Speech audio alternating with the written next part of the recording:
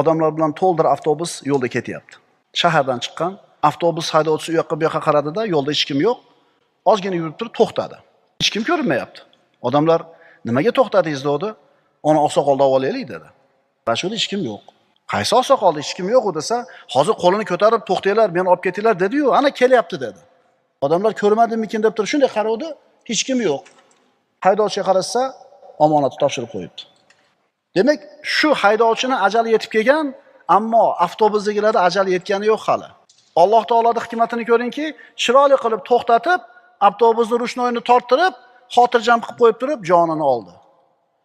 Haydovchining ajali yetgan edi, ammo passajirlarniki emas. Chekiga to'xtadi. Alloh taolo aytadi: "Likulli ummatin ajal." Har bir millat, avlod uchun belgilangan ajal bor. Qachon ajallari yetsa, uni biror soat ketga ham so'ra olmaydilar, ilgari ham qila olmaydilar.